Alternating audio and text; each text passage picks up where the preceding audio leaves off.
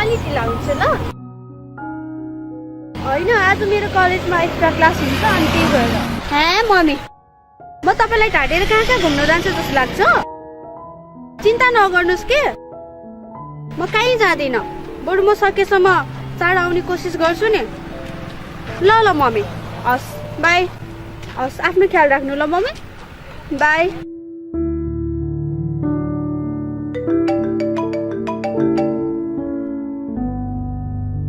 Hello, म आउँदैछु। ल ल ल म आइहालेँ। ल ल बाई।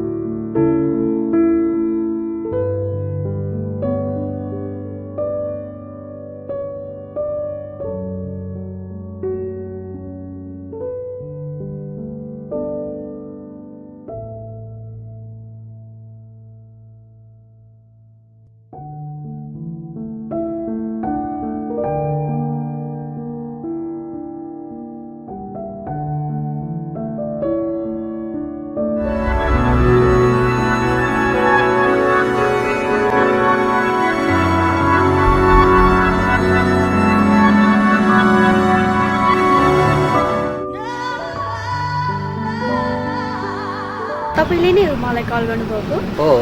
कति ढिलो त? के गर्नु त, कलेज पनि भ्याउनै पर्यो। कतिमा पढ्छौ तिमी? म 12 मा पढ्छु।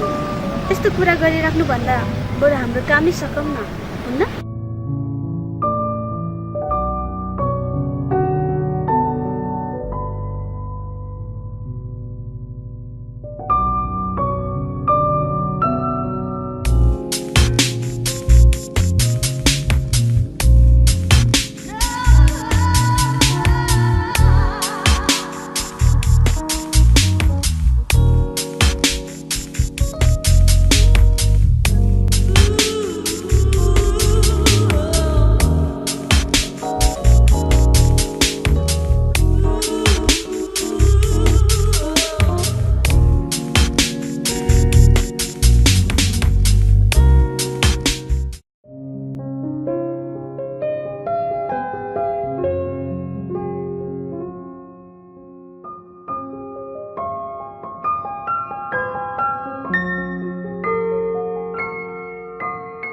तिम्रो घरमा को छन्? आमा मात्र हुनुहुन्छ, त्यो पनि क्यान्सरको बिरामी हुनुहुन्छ।